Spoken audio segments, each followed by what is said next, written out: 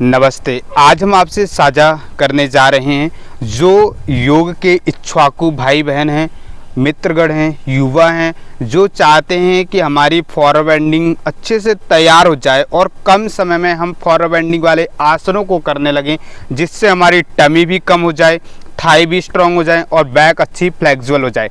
तो उसके लिए हम बताने जा रहे हैं ये 4 से 5 अभ्यास। यदि आप प्रतिदिन 4 से 5 अभ्यास करते हैं तो आप फॉरवर्ड बेंडिंग वाले सारे आसनों को आप 1 महीने में तैयार कर सकते हैं। जो इच्छुक हैं, युवा हैं कि वह चाह रहे हैं, अगर फॉरवर्ड बेंडिंग बढ़ाना चाहते हैं तो आप इस वीडियो को अंत तक ज़रूर देखिए और उसमें देखिए कि आप योग का सहारा लेकर के आप अपने शरीर को कैसे स्वस्थ रखते हैं और अदर जो एक्सरसाइज करते हैं उसके मुकाबले योग में कितनी एनर्जी और पावर होती है, उसको आप ध्यान रखें, उसका विशेष ध्यान रखिए। आप देखिए, जो फॉरवर्ड बेंडिंग सीखना चाहते हैं आप इस प्रकार से ऐसे बैठ जाइए। सबसे महत्वपूर्ण आसनों की हम चर्चा करने वाले हैं, फालतू चीज़ें नहीं हम बताएंगे, छोटे छोटे व्यायामों के बारे में नहीं अभी चर्चा करेंगे। सिर्फ आप अपने आसनों को तैयार करने की विधि को जानिए। आपको सबसे पहले इस प्रकार से दंड आसन में बैठ जाना है। योग में से दंड आसन कहते हैं। आप अपने राइट पैर को मोड़ लीजिए, राइट पैर की हील को ऐसे पेरनियम से लगा लीजिए और लेफ्ट पैर ऐसे सीधा रखिए। इसे जानुशिरासन, गत्यात्मक जानुशिरासन का अभ्यास कीजिए। 20-20 के 5 सेट आपको लगाने हैं। ऐसे एक्सेल करते हुए डाउन जाना है, इनहेल करते हुए आप सांसों के साथ अभ्यास करेंगे। सांसों के साथ अभ्यास करेंगे तो आपकी कमर बहुत जल्दी लचीली हो जाएगी। ऐसे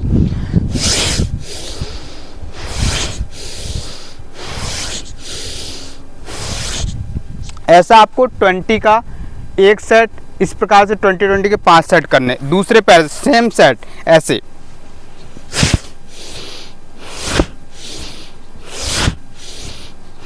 इस तरीके से।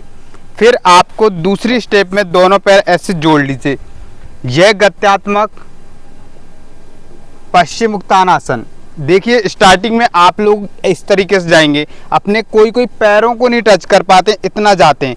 तो आपको क्या करना है, इस तरीके से गत्यात्मक रूप से करना है। सांसों के साथ छोड़ते हुए नीचे जाइए, भरते ऊपर उठिए। तो जैसे करते जाएंगे तो आपकी बैक फ्लेक्सिबल होती जाएगी और आप नीचे जाने लग जाते हैं ऐसे। फिर इसके बाद यह आसन होने के बाद आपको तीसरा अभ्यास बहुत ही महत्वपूर्ण गुणकारी अभ्यास है। आप ऐसे बाएं साइड से ऐसे करवट लेते हुए ऐसे लेट जाइए, ऐसे लेट जाइए। लेटने के बाद आपको कुछ नहीं करना है, ऐसे दोनों हाथ साइड्स में रख लीजिए।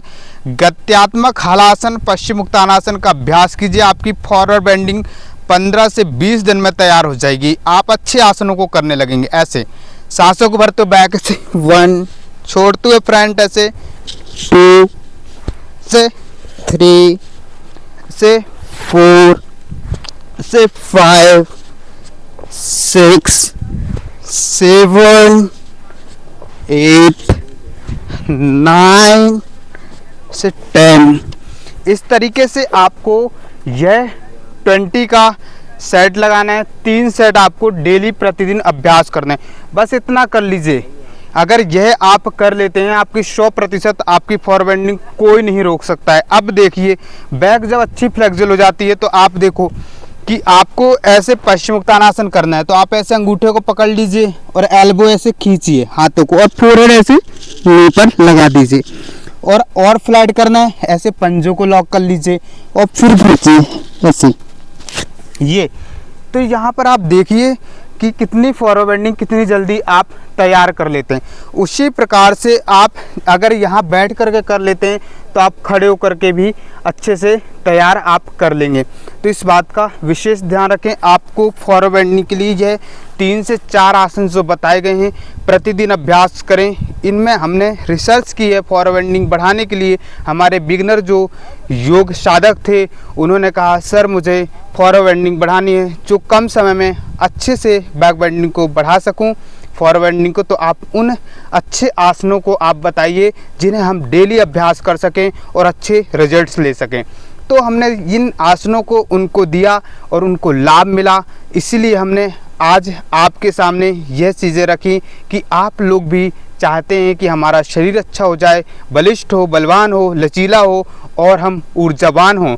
तो इसीलिए हमने ये सारी चीज़ें बताई हैं। आप इस बात का ध्यान रखेंगे कि आपको आलस बिल्कुल नहीं करना है। यदि आलस करेंगे तो आप तो कुछ भी नहीं कर पाएंगे।